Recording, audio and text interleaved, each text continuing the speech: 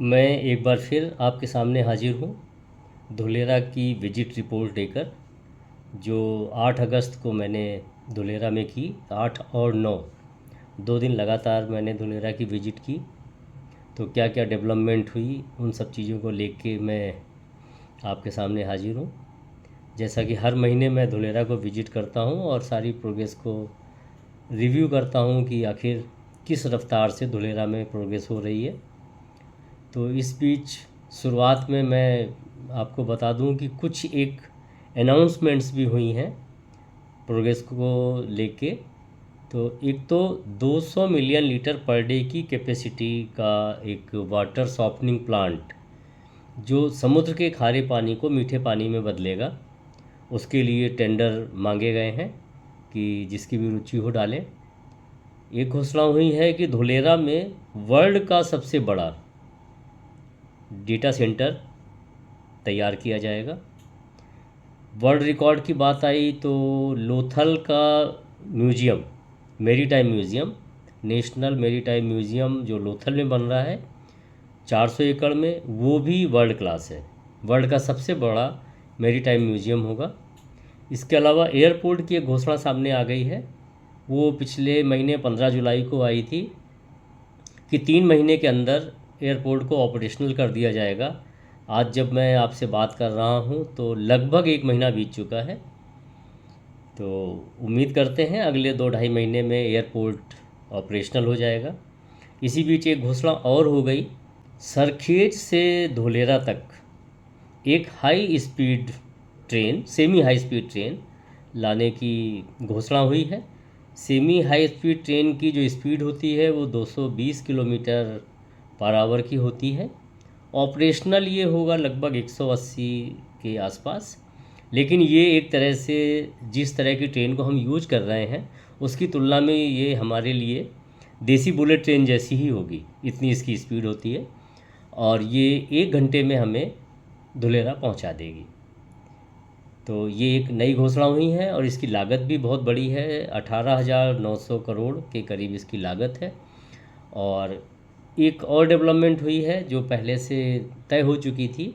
अभी जो Commonwealth game ख़त्म हुए हैं वहाँ पर हर एक गेम के ख़त्म होने पे परंपरा होती है कि अब हम कहाँ मिलेंगे।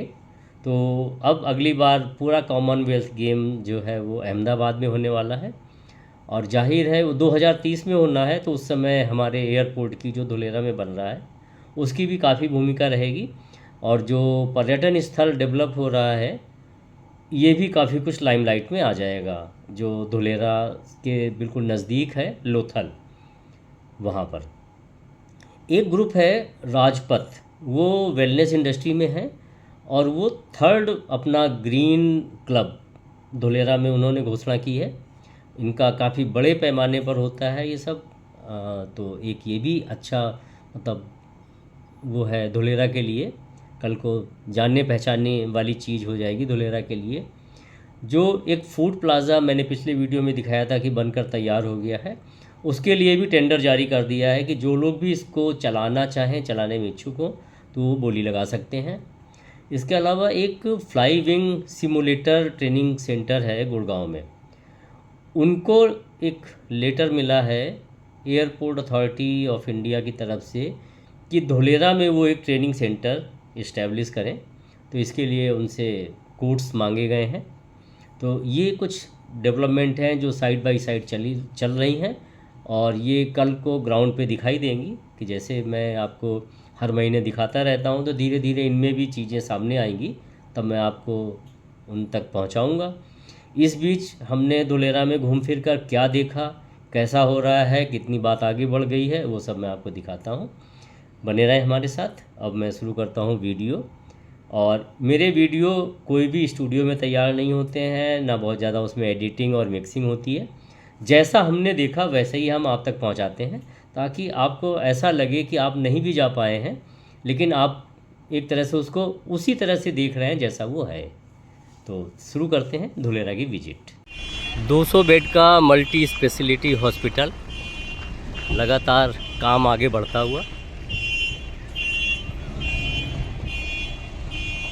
और इसके बगल में ही है सीनियर सेकेंडरी स्कूल, जो बिल्डिंग तैयार हो गई है और फिनिशिंग चल रही है। इसके लिए टेंडर भी निकल गया है कि जो लोग इंटरेस्टेड हों इसको चलाने के लिए वो अपना इंटरेस्ट शो कर सकते हैं। और ये रोड तैयार हो रही है 55 मीटर रोड से इसको कनेक्ट करने के लिए। और इसके पीछे जो ये तैयार बिल्डिंग दिख रही है ये है फायर स्टेशन, ये पूरा कंप्लीट हो गया है। तो ये हुआ हॉस्पिटल, फायर स्टेशन और सीनियर सेकेंडरी स्कूल, ये एक ही लोकेशन पर। टेंट सिटी धुलेरा SIR के अंदर तैयार की जा रही है। इसका काम काफ़ी आगे एडवांस स्टेज तक आ चुका है। यहाँ पर भी फिनिशिंग वर्क चल रहा है। और ये वो जगह है जो पिछले साल बिल्कुल खाली पड़ी हुई थी। तो धुलेरा की खूबी यही है कि यहाँ जो भी प्रोजेक्ट हैं डेवलपमेंट के, उनकी टाइमलाइन बड़ी स्ट्रिक्टली फॉलो की जा रही है।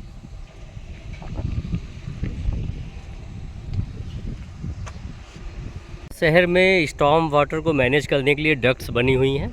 हालांकि हर फैसिलिटी के लिए, चाहे वो बिजली हो, वेस्ट वाटर हो, ड्रिंकिंग वाटर हो, उसके लिए डक्ट्स बनी हुई हैं।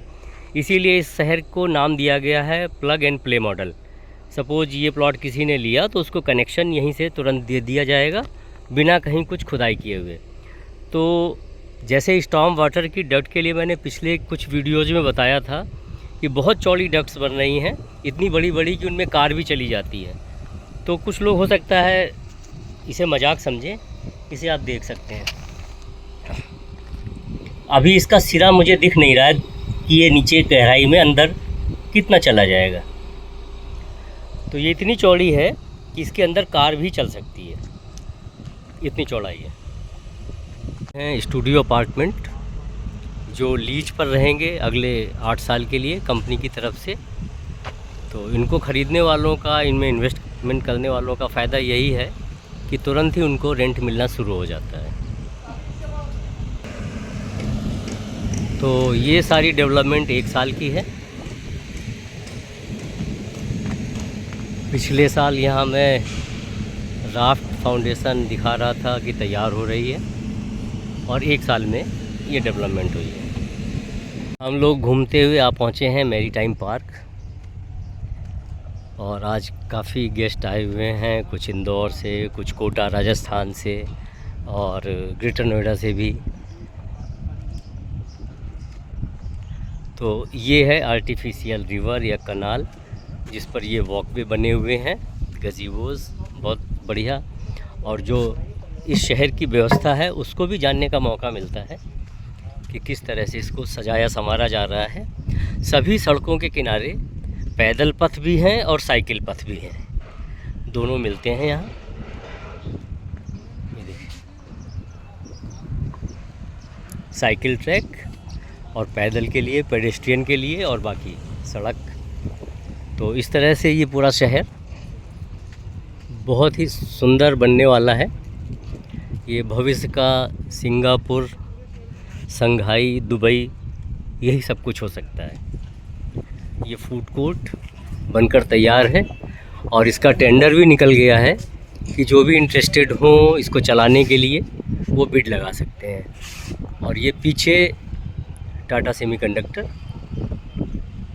जिसका काम दिन रात चल रहा है। और ये आर्टिफिशियल रिवर,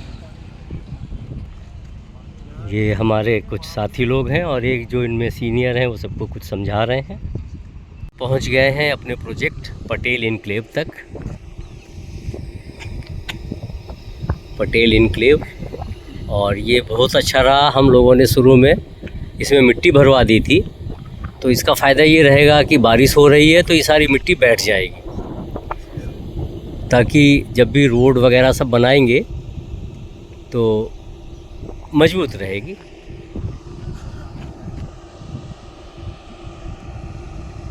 और इधर जो है ये रेलवे लाइन का काम हमारी साइट के सामने तक पहुंच गया है, जो भीमनाथ जंक्शन से और SIR के अंदर लॉजिस्टिक हब तक जाएगी, जो संदीदा गांव में पड़ता है।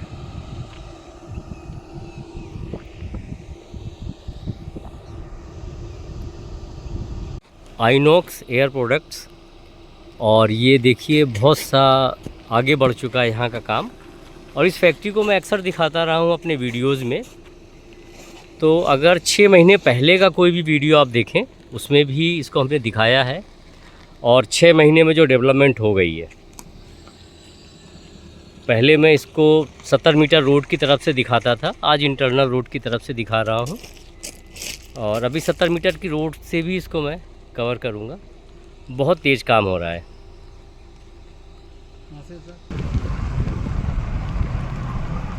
ये है डेवलपमेंट 70 मीटर रोड की तरफ से